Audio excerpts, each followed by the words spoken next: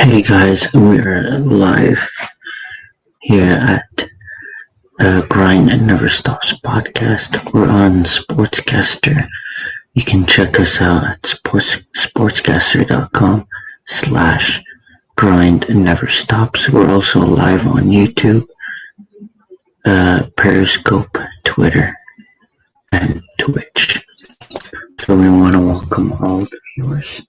But we're going to start by recapping last night's games. So if you guys want to join the segment, I'll send you a link in just a second. I just sent you the link. If you would like to join, you're all welcome to join and give your opinion on what I will talk about. We'll do the preview of tonight's game, but for now, we will do the recap of last night's games. So the Detroit Pistons came up with a victory 110-105. They were down as much as, I think, at least 12 points to the Suns, but they were down almost the whole game. And the fourth quarter is where they played good defensively, and that's where they also played good offensively. So Jeremy Grant came up huge once again. He had another 30-point game. Blake Griffin led with 12 rebounds, and Delon Wright had 6 assists. And for the Suns, they had a good first half, but other than that, they didn't play well, especially in the fourth quarter. Welcome back to Ventura to the segment. But like I'm gonna show you in just a second, because the Pistons were 1-6 and now they're 2-7, obviously. But Devin Booker only had in almost 38 minutes, he had 23 points, 0 rebounds, and 3 dimes, and that can't cut it. Langston Galloway had 17 points, the former Piston. DeAndre Ayton had 14 points. Chris Paul was flirting with a triple-double, but he only had 11. Jay Crowder only had 6 points. Like their all-around team didn't play very well. And you need more from all of these guys, because if they want to make the playoffs this year, and if they want to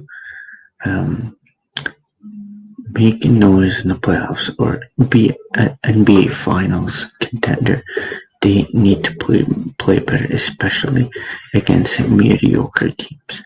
And Jeremy Grant has been playing well the last 2 games.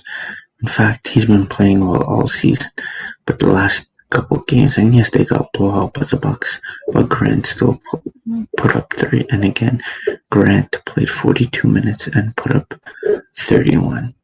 Griffin only had 16 points in 40 minutes. Derrick Rose only had 4, but he only played 19 minutes. And they were using more Delon Wright, as Ellington only played 4 seconds. Killian Hayes in the play as he was having an injury. But it wasn't a high scoring stats for both teams, but you gotta give some credit for the Pistons for pulling up a victory against one of the best teams in the Western Conference. So we'll move to the other game that went underway in just a second. At the top of the hour, we'll be doing the Sixers and the Nuggets if it doesn't get canceled. So OKC pulled up a huge victory in New York City. The New York Knicks have been playing well. They had big comeback wins over the Jazz, but overall they didn't play all too well. They had a good first quarter, but since the first quarter, OKC won the second, third, and fourth, especially the fourth. OKC scored 32 points compared to the Knicks 26. They need to play better. And RJ Barrett only scored 19. Randall is still putting up good numbers, not scoring, but all around. He also had 12 rebounds and 7 times. For Oklahoma City Thunder, they're underrated because they played well last year. And yes, they had Chris Paul and Gallinari and and Dennis Schroeder, but it wasn't just these three guys. It was Diallo, it was Shai Gilgeous, it was the defender Meister, Legwens the Canadian. So Shai Gilgeous-Alexander had a wonderful game, 25 points and 7 assists. So next game is the struggling Washington Wizards, or like the red hot Bradley Beal, against the Boston Celtics. And the Celtics were down 3 big men, 2 Williams players and Tristan Thompson. And we will talk about the quarantine players. And I don't want to say the C word because I don't want to get banned from YouTube and Twitter, but they had a lot of players that are out due to C. We'll talk about that later, but Bradley Beal had another 40-point game. He's coming off a 60-point outing against a losing effort, and now he pulled up for 41 and lost again. Westbrook didn't have a good game. Yes, he had boards and 8 assists, but Westbrook needs to be scoring more.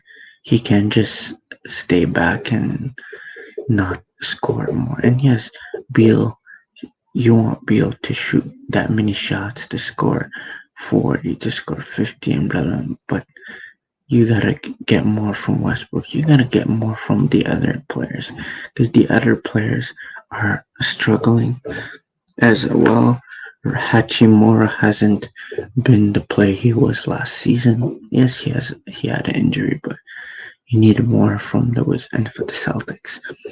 It was a huge win. Plus, Jason Tatum continues his hot scoring run. Jaylen Brown continues his hot scoring, but this time he had 13 rebounds. And we hope that Jaylen Brown's going to take the next step because Jason Tatum is going to miss 10 to 14 days, which is like 5 or 6 games. So we hope, and the good news for the Celtics is that Kemba Walker is returning soon. He just started practicing, so that's good news for the Celtics. Next game, it was the first matchup between the Ball brothers, Lonzo Ball and LaMelo Ball. Gordon Hayward had 26 points. LaMelo Ball was 1 assist shy from a triple-double. And for the Pels, it was a disappointing effort. And yes, they had a wonderful first quarter as they took a 16-point lead after the first quarter. But since then, the Hornets pulled up for a lot of points, and especially in the second half, Hornets scored 35 in the third and 36 in the fourth. And it was a great game for the Hornets. Gordon Hayward had a beautiful outing. 26 points, 10 rebounds, and 9 assists. And it was a really good outing for the Hornets as Hayward continues to score well. LaMelo Ball still needs to play more because I'll compare you the stats in just a second. You guys can join. The link is in the chat box if you guys want to give your opinion. But I'll give you the stats. So for Lonzo Ball, Lonzo played 36 minutes, shot 1 for 7 from downtown, shot 2 for 8 from the field, had 5 points, 2 rebounds, 3 assists in 36 minutes. And that wasn't a great outing for Ball, but for LaMelo, in 25 minutes. So he played 12 minutes less than Lonzo, and LaMelo shot 4 for 11 from the field, 12 points, 10 rebounds, 9 assists. So he almost had a triple-double and played less than Lonzo. And that's why the Hornets need to give more minutes to LaMelo, and they need to start him. And yes, Graham or Rozier might be a better shooter now than LaMelo, but that's because they're shooting a lot and they're playing a lot of minutes. And I think they need to start LaMelo, or at least give him more minutes, because as of right now, it's not fair for LaMelo Ball, and you can't develop a player when he's playing less than 20 minutes or 26 minutes. They need to give him the starting position. If you don't want to give him the starting, at least let him be the 6th man. You can't be a 6th man and play 18 minutes, 23 minutes. They need to give LaMelo Ball more minutes. Because you see, once LaMelo Ball plays more and once he has more stats, you see that they're winning more. They're outdueling teams. They're blowing out all these teams. You look the game against the Mavericks when they blew out the Mavericks in Dallas. LaMelo Ball had a career high game. 22 points, 8 rebounds, and 5 assists in a blowout win against Dallas. And he played 34 minutes. So you see that LaMelo Ball needs to play more minutes. He needs to play more minutes. Because if they're just not playing well, the Hornets season will finish. Because it's clearly not working with LaMelo Ball not playing as much. Give LaMelo Ball more minutes. Give him a starting position. And Gordon Hayward has been not looking exactly like his old self, but he's looking great, and that's what you want to see from a player who's been injured ever since he signed that free agent contract with the Boston Celtics. For the Pels, Zion had a beautiful game, but other than Zion, Josh Hart, JJ Redick, yes, Ingram had 17-8-8, but you can't have 17 points. You're the superstar. You need to at least have 20. Bledsoe only had 8 points and 6 assists. Bledsoe had to play better because he was guarded by rookies.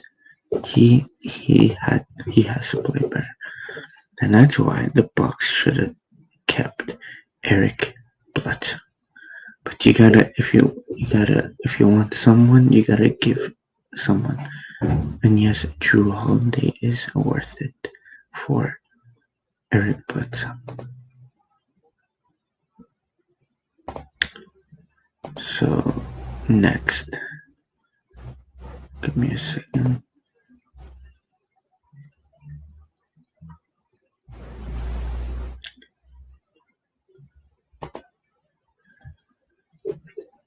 So the Rockets blew out the red hot Orlando Magic by 42 points, and it was all around game for all the Rockets.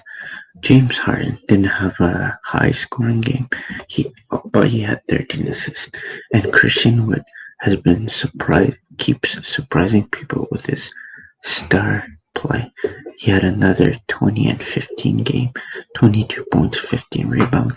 But for the Magic, they're coming off news that Markelle Fultz has torn his ACL and that he will miss the whole season. So Nikola Vucevic was doing most of the work. He was doing most of the work, and he needs to do more for the Magic because they got blown up pretty big, and it was over in the first half because after the first half, the score was 36. No, 34-62, and that was a blowout. And it's good that Wall didn't have a big game, but the game was over like almost in the second quarter. Next, we got the Milwaukee Bucks and the Utah Jazz, and I expected for Giannis to have a big game. Because remember last year he scored 50 and 40 on the Jazz. And that was a horrible play by the Bucks. And yes, Giannis had 35-8. Yes, Middleton had 31 and 10. But their defense was horrible.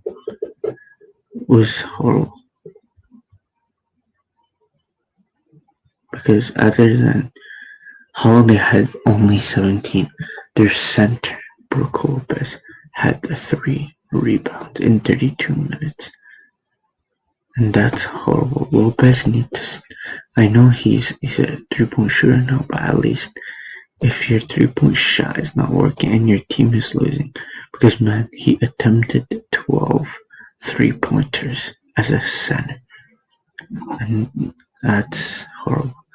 But for the Jazz, they were without Joe Ingles, and they played well. Rudy Gobert had 14 rebounds, Conley had 17 and 10, Royce O'Neal had 18, 8 and 6, Bogdanovich had 20, Clarkson had 26, Donovan Mitchell had 32 points. So it was a really great play by the Utah Jazz, and I think the Bucks are gonna start panicking soon because they already have 4 losses, and last season they didn't have 4 losses until like the 5th month of the season.